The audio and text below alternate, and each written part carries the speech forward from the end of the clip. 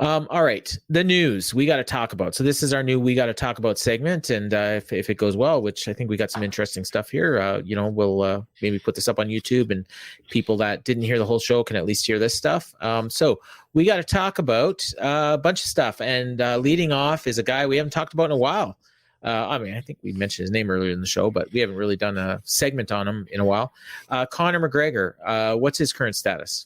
Okay, so we finally got a little bit of clarification. Me and you, we've talked on this show for a while about how he was not being tested by USADA all year, and then some people dug into it, and it became public. It became kind of like newsworthy, but no one ever knew the reason why he hadn't been nobody knew the reason why he's the only fighter under the UFC roster who had not been drug tested in a year.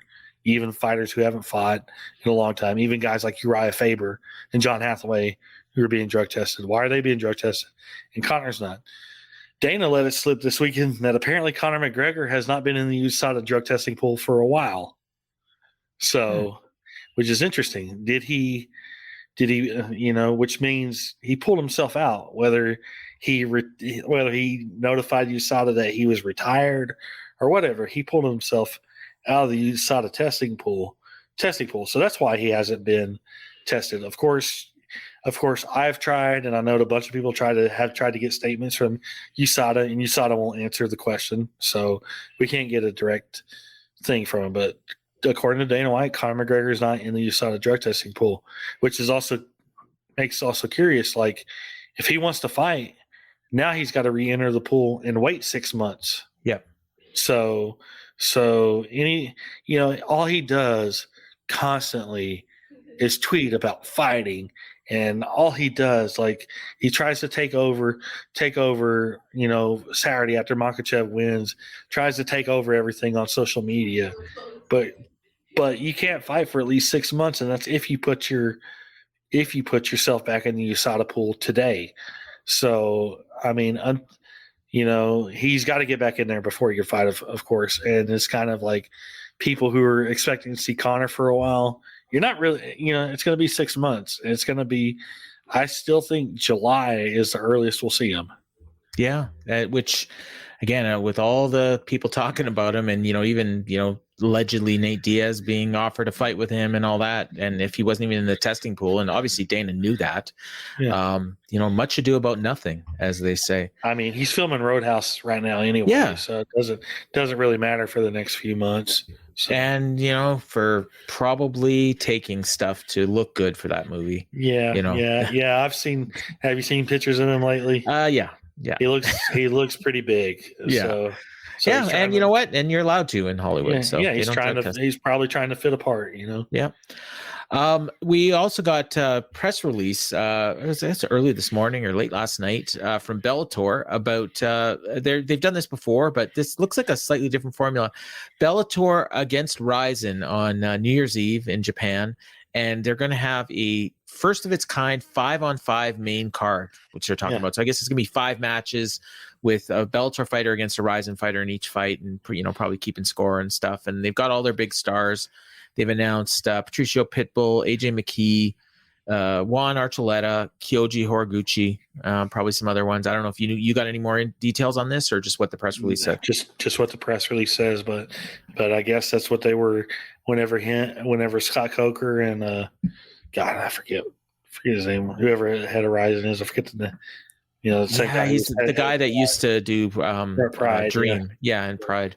Yeah, but whenever they met, in Hawaii, I guess this was the deal they were working on, and it should be interesting. It gives a little shine to that New Year's Eve card. New Year's Eve always used to be a big deal in MMA,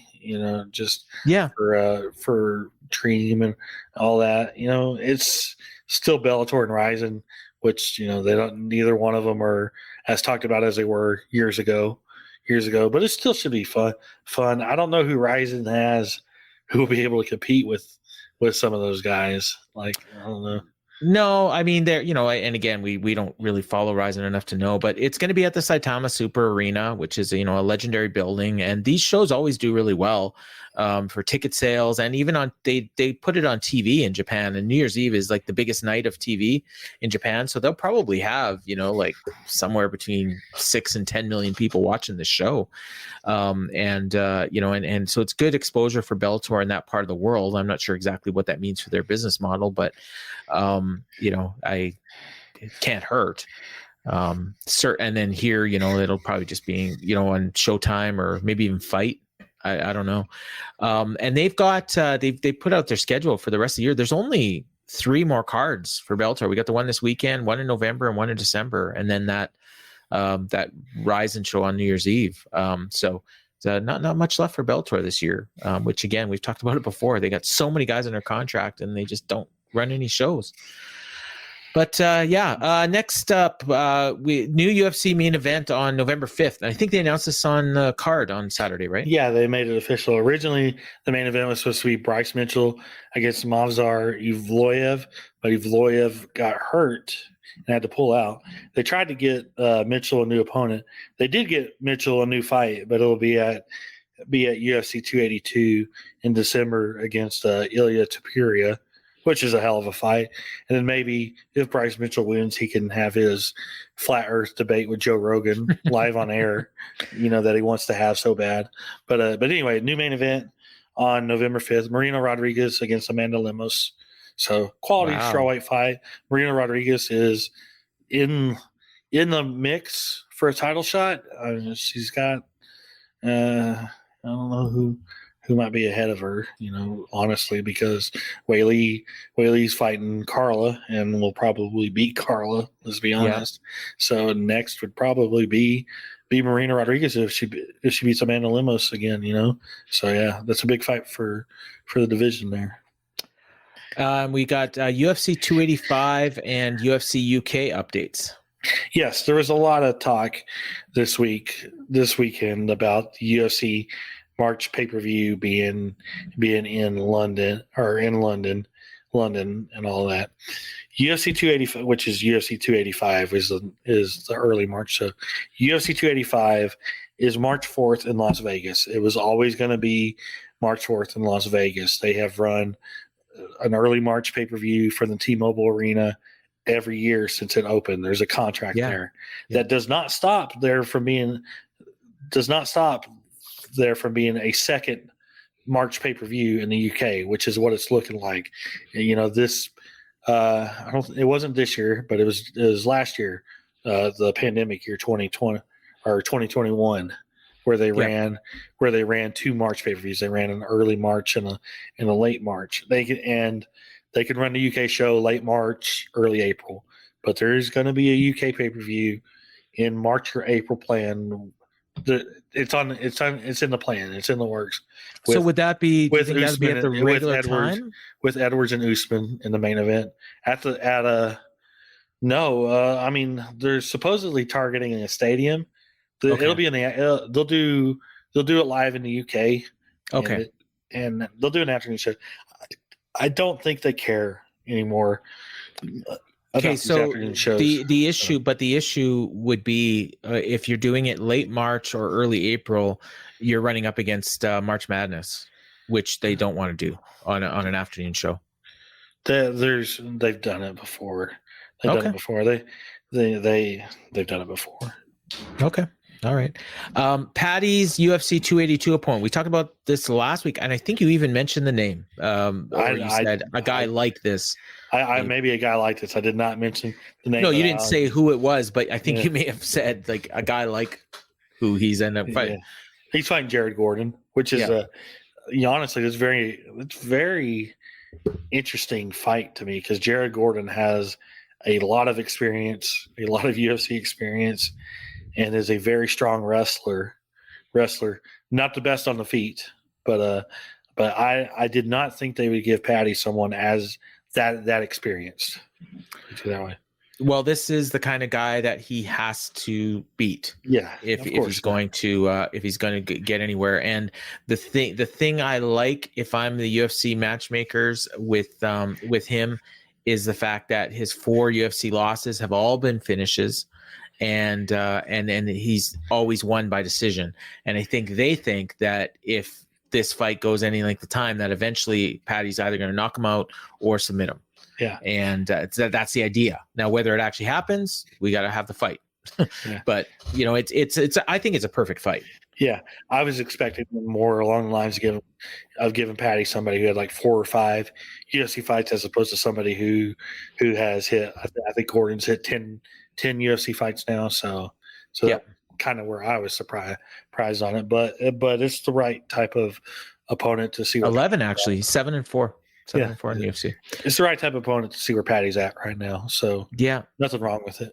Yeah, no, I'm looking forward to that one, as I always am with Paddy fights, and that is going to be in Las Vegas in December. And Bo Nickel injured. First I heard of it was when I got your notes. Yeah, he's injured, and so he's off of UFC 282. His big debut was supposed to be on the pay-per-view main card with against Jamie Pickett. He's not fighting.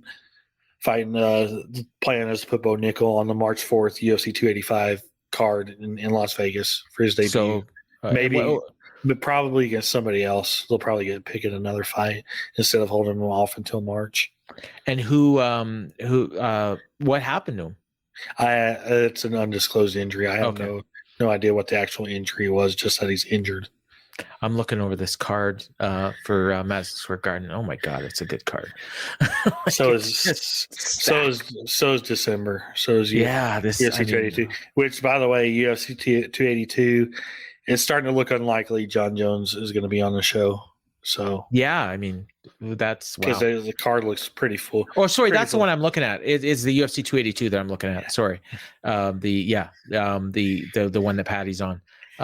It's just insane. This card. Yeah, and then you had Bryce Mitchell and Ilya Topuria. Yeah, well, that's on the lineup I'm looking at. Yeah, Chris Curtis and Joaquin Buckley. We've got Chris Daukaus and Yarzan Zero Rosenstruck, Darren Till and Jaikus Duplessis, Billy Quarantillo and Alexander Hernandez. Like, oh my God, Coach Edmond and Dalcha Lungiambula. Like, oh my God, it's crazy. But yeah, we'll be talking a lot about that as that comes up. You brought this up earlier in the show, staph infection. Ilir Latifi, and you may recall he did a promo after his last fight where he mentioned that he came into the fight with a staph infection. He had just finished fighting 15 minutes with, I don't even remember who he beat. Alexei Oleinik, yeah. And, rubbing up against him for 15 minutes with an infected leg. So what happened to old Mr. Latifi? Well, remember how he said after that, do not publicly admit that. Yes. Because it's a bad idea. Well, he publicly admitted it, and now he is currently under suspension from the Nevada Athletic Commission for fighting with a staph infection, and they're investigating it. So he is suspended, can't fight for a while. He claimed that it was his last fight on his UFC deal, but then his manager Ali went on Twitter saying no, he's got fights left. So he might not now. He might not now. He's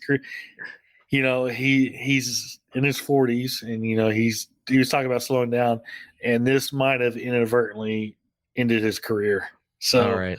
So fighters, if you have a staph infection, please say something ahead of time, or don't say anything at all. Keep it quiet, because that's you shouldn't fight with a staph infection because it could infect a lot of different people for one. But if you're actually going to be stupid enough to do it, just don't ever say anything. All right. And our last news item, and we won't have to talk much about this, but Dana White and the Fertittas are back in business together. The Power Slap League, which is I'm so okay. I want to admit something. When I first saw these videos on social media about people just slapping the shit out of each other in sport, I was thoroughly entertained. I'll put it. This thing intrigues me, man. I'll admit it. And then when I actually thought about it, and our good friend Carla Duran, Stitch's daughter, she brings up, she was mentioning something to me, which I had already agreed with at a time because I was kind of joking when I was making these references. But it's something I thought about, and she reminded me of it. this stuff is not good because they're just taking slaps as hard as possible to the head with no defense. This is just constant brain damage. You might as well just use a baseball bat. And this is stupid that Nevada sanctioned it. It is absolutely stupid. Money talks. And I could never take Dana talking about fighter safety serious again if he's going to do something stupid like this. And like, you know what kind of guys they're going to get. He's trying to make money and all that, and he's bringing an idea. He's bringing something that has a hardcore following elsewhere and bringing it to the limelight and trying to score money off of it. I get that, but this is bad news written all over it, and it shouldn't be happening. But it's gonna, and it's gonna be probably at the Apex, and probably gonna see it on UFC Fight Pass, if not some other broadcast network. So look that up. I'm intrigued, but I have a feeling when I see it, I'm not gonna like it. And I haven't watched the videos. I just the idea of it is just fascinating, but also appalling. Yeah, I mean, like I said, I found it funny at first because it's like really guys slapping the shit out of each other. This is what we've devolved. Well, it's like Ishii and Suzuki. Yeah, and it's just like, and then it's just like, you know what? When you think about it and the brain damage, and then there was recently one big. I don't know how big he was in the fight slap community, but he died from brain damage. From it. So it's very recent. So it's just like, yeah. Did they have a women's division? Of course, they got to bring in for their women's division, right? Who? Staph. Moving on. All right, fight announcements. You got a few here you want to highlight. Okay, UFC Fight Night on November 5th.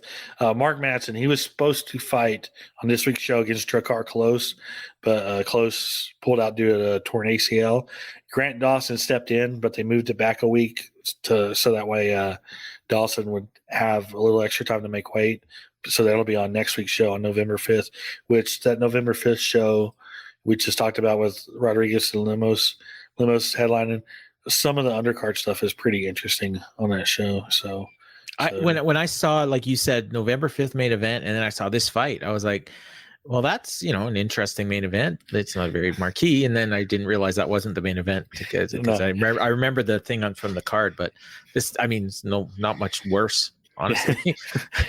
Plus on the fight announcement thing, I highlight what the main event is if it's one anyway. Yeah. So, but anyway, November 19th, UFC Fight Night. A guy who's rising in popularity, Jack Della Maddalena. He's fighting Danny Roberts. Welterweight fight. That should be a really fun fight. And then the two fights we talked about for UFC 282. Paddy against Jared Gordon, and Bryce Mitchell against Ilya Topuria. UFC Fight Night, December 17th. Amir Albazi was supposed to fight somebody. I forget who, but they pulled out. So Brandon Royval stepped in. So Royval against Albazi should be one hell of a fight there. UFC 283, December 21st, Brazil. Lauren Murphy against Jessica Andrade. Lauren Murphy did not go to Abu Dhabi to see who would win the Manafioro fight. So she got Andrade. Yeah, she headed to Brazil. Yeah. And then our first fight for Australia card, UFC 284 on February 11th, is a big one, the middleweight fight. Robert Whittaker against Paulo Costa. They should make that 5 rounds. They won't, but they should. Yeah. I agree. So yeah.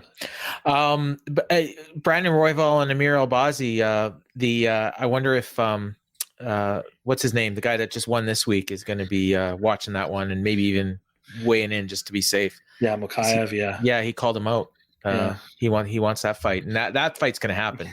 At some point. You know what fight I would do for Mokaev next? Now that I think about it, him and Tim Elliott. Oh God, yes, yeah, that would be incredible. Because Elliott will not tap. So they'll roll around. Well, he will eventually, but that'd be a lot of fun. It'd be a huge step up right now for Mokaev. I think you give him one more unranked guy, but if you're gonna start giving him ranked people, start with Tim Elliott. Well, there's still only like what do they have, like about 35 flyweights under contract, so Yeah. like half the fighters are ranked anyways. So Yeah. he's got to fight a ranked guy soon. But yeah, I love that fight. Let's do that one. Let's book it.